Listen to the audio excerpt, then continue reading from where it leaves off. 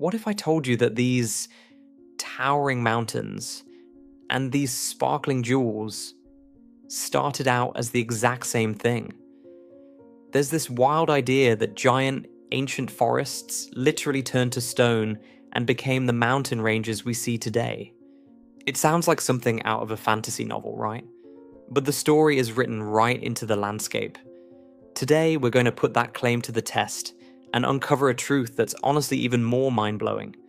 Our investigation kicks off in a place that seems to defy all logic: Arizona's Petrified Forest National Park. You're looking at a vast, stunning desert, but it's littered with the wreckage of a lost world. Everywhere you look, you see what look like entire trees, chopped into clean sections. Except, they're not wood. They're solid rock. This isn't just a couple of logs. We're talking about a whole forest, scattered over hundreds of square miles, transformed into a sprawling gallery of natural art. For centuries, people have looked at this and just wondered, how? How does a living, breathing forest turn into a rainbow of solid rock? And could that process really be powerful enough to build a mountain? To find the answers, we have to follow the clues buried deep in the past. The first piece of the puzzle is how the wood itself transformed. Now, this wasn't some magical overnight zap. It was an incredibly slow, deliberate process called permineralization. Let's rewind the clock. Way back.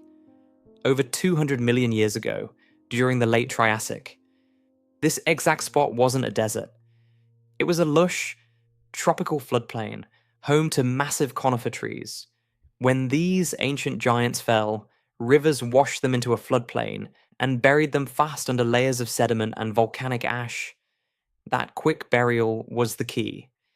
It sealed the logs away from oxygen so they couldn't rot. Then came ingredient number 2, water. Groundwater, supersaturated with silica from all that volcanic ash, started seeping into the buried logs. For thousands and thousands of years, this mineral-rich water flowed through the wood's cellular structure. Bit by bit, molecule by molecule, silica crystals started to fill every tiny open space, creating a perfect, stone-cold copy of the original tree. The result is a perfect 3D fossil, preserving details right down to the cellular level. And those stunning colors? They're just little impurities, other minerals that got mixed in with the silica. Iron gives us the reds and yellows, and manganese creates those beautiful purples and pinks. Okay, so now we know how wood becomes stone, but that just makes the mystery even weirder. These petrified logs were buried under thousands of feet of rock. So how in the world did they get back to the surface? Section 3. The twist. The real culprit. And this brings us back to that central claim. Did the petrified forests become the mountains? The answer, pretty bluntly, is no. But the real story is way more spectacular. The trees didn't create the mountains revealed the trees. The real force that shaped this landscape wasn't petrification. It was something with unimaginable power, tectonic uplift.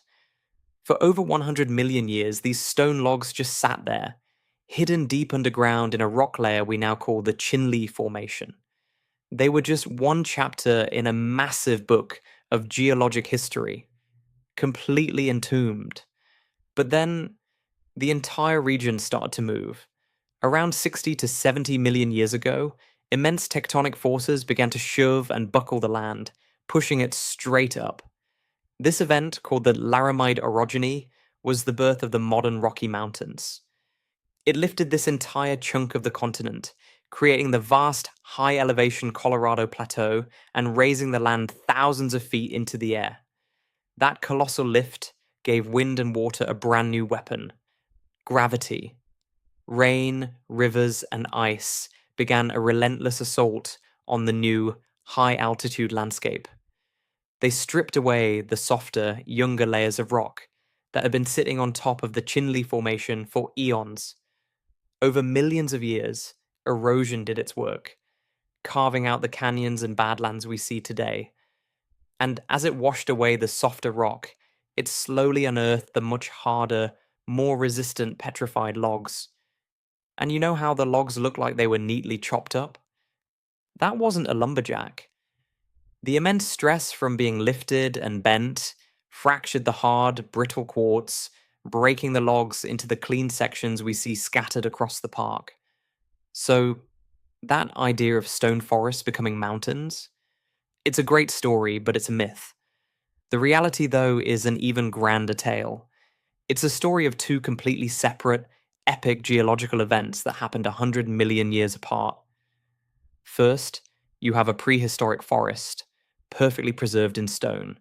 Then, eons later, the unimaginable power of mountain building lifts that entire landscape to the sky. And finally, millions of years of erosion patiently,